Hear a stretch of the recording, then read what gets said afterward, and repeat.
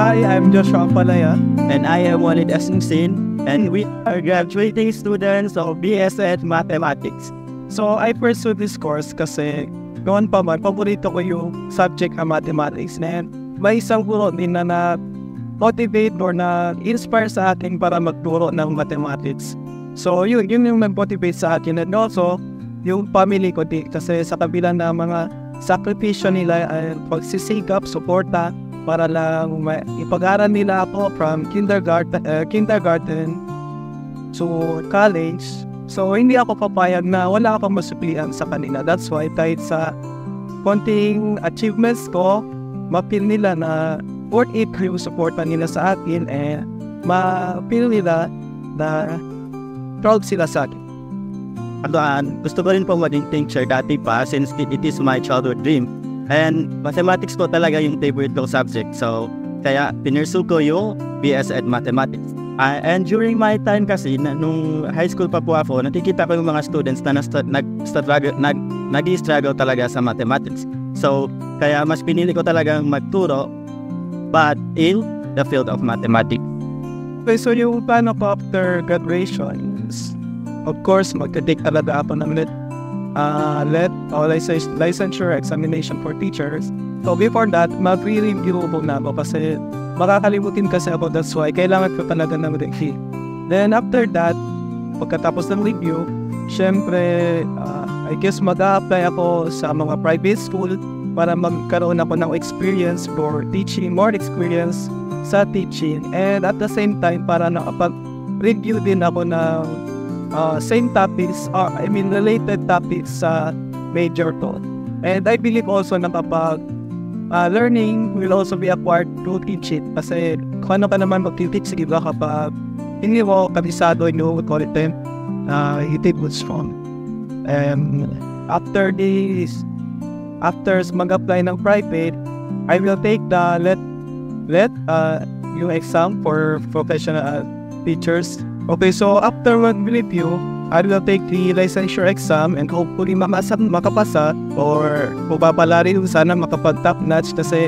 So yun, after kong mag-take na ulit and if makapasa ako, I will pursue my teaching career sa DepEd. So my plan after graduation, same with him, magte-take din po ako ng licensure exam for teachers.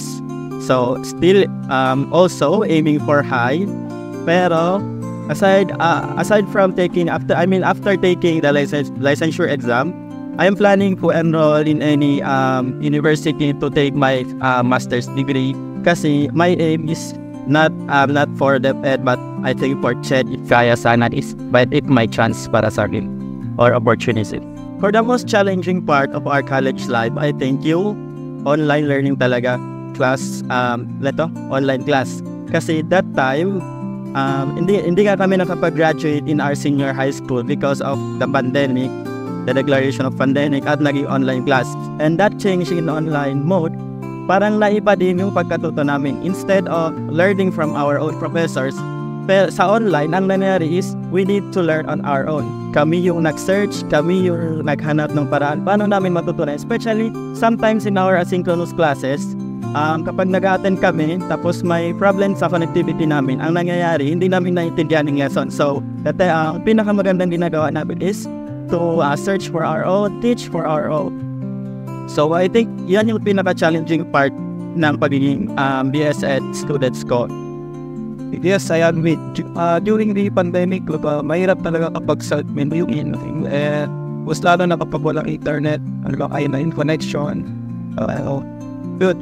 So, para sa akin naman, since ako, taga-probinsya talaga ako, yung pinaka-challenging sa akin is yung iwalay ako sa family ko. Masakit isipin, mas tinatagan ko na lang yung sarili ko. Inisip ko na lang na para sa akin din naman to, para sa pamilya pa din naman to. Kaya, tinibayan ko na lang yung damdamin ko. To my dear batchmate, congratulations to all of us. Despite of having struggles during the pandemic, nagawa natin. We managed to finish it. Congratulations and good luck on your journey. Okay, and to my batchmates also, good luck sa ating lahat. And magsisimula pa lang yung tunay na challenge sa ating buhay. So, tatagan lang natin yung ating mga sarili, let's be strong. And dapat walang lilis na landas, okay? So, let's focus on our goals now. And we want to express our heartfelt gratitude to our professors from first year college hanggang sa fourth year kami, and to our beloved program advisor, Ma'am Johnny Darina Moralantaya, for taking care of us since we entered this college or institution. Kasi noon pa lang tinuturuan na kami in terms of mathematics, tinutulungan na kami ni Ma'am sa mathematics, sa lahat ng bagay. She also addresses some concerns regarding our professors, so we really appreciate that, Ma'am, and we really thank you. I am so thankful talaga also sa ating mahal na Panginoon and also for my family. Thank you for all your supports. And I would like to thank also our program advisor. Thank you sa guidance, sa support sa amin magkaklase. To my parents, Salma Muhsin and Other Muhsin, magsuportoon kanyo, kalasahan pa kamo. And to my Kuya Wax, my brother, na nagtapos din dito last year, you are one of my inspiration na nakamit ko to dahil din sa'yo.